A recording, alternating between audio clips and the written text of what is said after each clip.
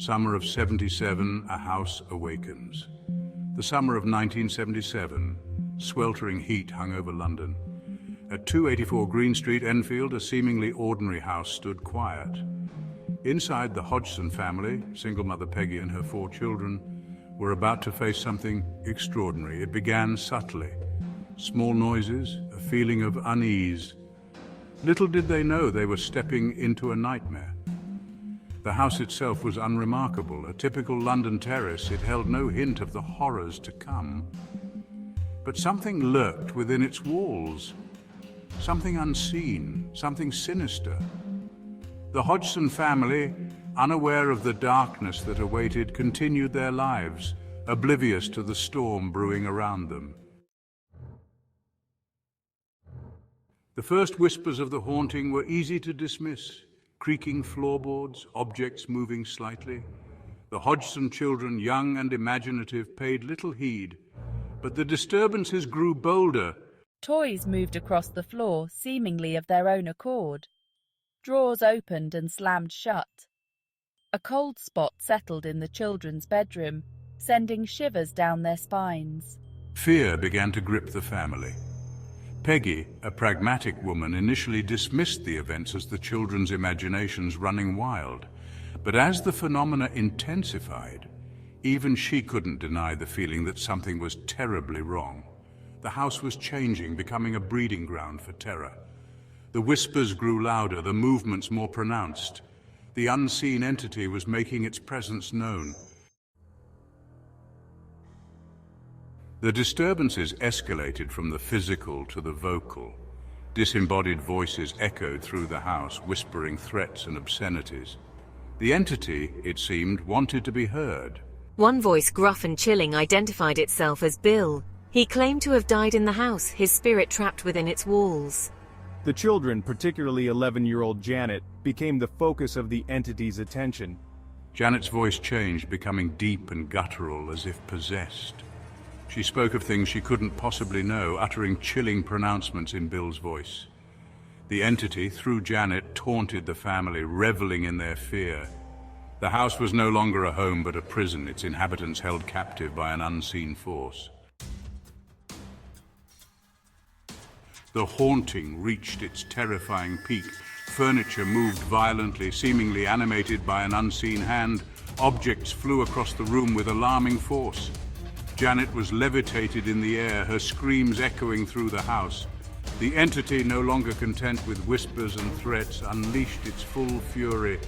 The Hodgson family, living in a perpetual state of terror, feared for their lives. Neighbors reported strange noises emanating from the house. The police, called on several occasions, were baffled by the unexplainable events. The story of the Enfield poltergeist spread like wildfire, attracting the attention of the media and paranormal investigators alike. The house on Green Street became a magnet for curiosity seekers and skeptics, all eager to witness the terrifying phenomena firsthand. News of the Enfield haunting reached the Society for Psychical Research. Maurice Gross and Guy Lyon Playfair, seasoned paranormal investigators, arrived at 284 Green Street. They were met with a scene of utter chaos. The Hodgson family, exhausted and terrified, welcomed our help. Grosser and Playfair, armed with cameras and recording equipment, hoped to document the haunting and uncover the truth behind the entity's motives. The investigators witnessed firsthand the strange occurrences plaguing the Hodgson family. They heard the disembodied voices, saw objects move inexplicably, and felt the icy grip of fear that permeated the house. I developed a close bond with Janet, believing her to be a victim of the entity's torment. Playfair, more analytical and skeptical, approached the case with caution, determined to separate fact from fiction. As the investigation deepened, doubts arose. Some whispered that my sister Margaret and I were faking the phenomena for attention. Indeed, some of the events, particularly those caught on camera, seemed staged. Janet at times appeared to be acting, her voice and mannerisms deliberately theatrical. The investigators, torn between their belief in the paranormal and the possibility of trickery, grappled with the evidence. Was I a cunning manipulator, exploiting the situation for my own amusement? Or was I a vulnerable child, manipulated by a malevolent force beyond my control? The line between victim and perpetrator blurred, leaving the investigators with more questions than answers. The Enfield Haunting, once a straightforward case of paranormal activity, became a complex psychological puzzle. Despite the skepticism, some evidence proved difficult to dismiss. Photographs captured inexplicable occurrences. A Lego brick seemingly suspended in mid-air, Janet's body contorted at an unnatural angle, a chair moving across the floor, seemingly under its own power. While some images could be explained away as hoaxes, others remained stubbornly unexplained. The photographic evidence, while compelling, divided opinion. Believers pointed to the images as irrefutable proof of the paranormal. Skeptics argued that the photos were easily faked, the result of clever camera angles and trick photography. The debate raged on, fueled by the ambiguity of the evidence and the public's insatiable appetite for the unexplained. Skepticism and scrutiny, debunking the Enfield Haunting. The Enfield Haunting attracted its fair share of skeptics. Magicians and illusionists, eager to debunk the paranormal, descended upon Green Street, determined to expose the Hodgson family's alleged deception. They pointed out inconsistencies in the evidence, highlighting moments where the girls' behavior seemed staged or rehearsed.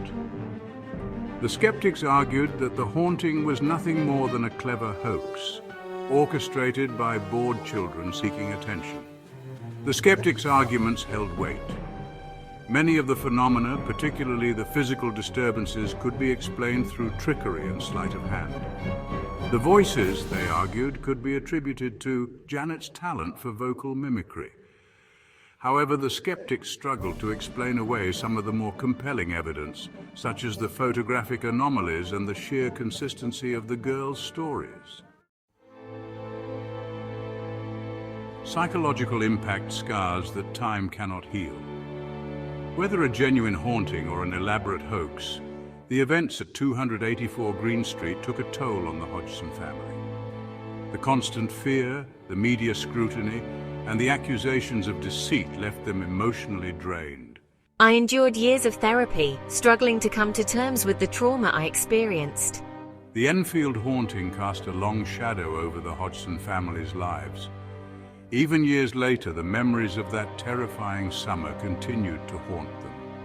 The house on Green Street, once a place of warmth and laughter, became a symbol of fear and uncertainty. The legacy of 284 Green Street, a house forever haunted. The Enfield Haunting, despite its controversial nature, left an indelible mark on paranormal history. The house at 284 Green Street, now a private residence, continues to attract curious onlookers and paranormal enthusiasts, drawn to its dark legacy. The Enfield Haunting serves as a reminder of the enduring power of the unknown. It forces us to confront the limits of our understanding and acknowledge that there may be forces at work in the universe that we cannot explain.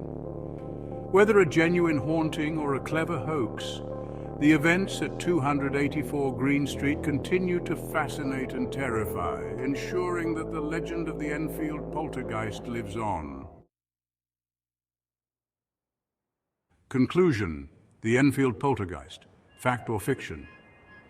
The Enfield Haunting remains an enigma. Was it a genuine case of paranormal activity? A testament to the existence of unseen forces beyond our comprehension? Or was it an elaborate hoax, orchestrated by bored children seeking attention and fueled by the insatiable appetite of the media? The evidence, as is often the case with such phenomena, is inconclusive. The Enfield Poltergeist, like many paranormal mysteries, defies easy explanation. It challenges our perceptions of reality, forcing us to confront the possibility that there may be more to the universe than meets the eye.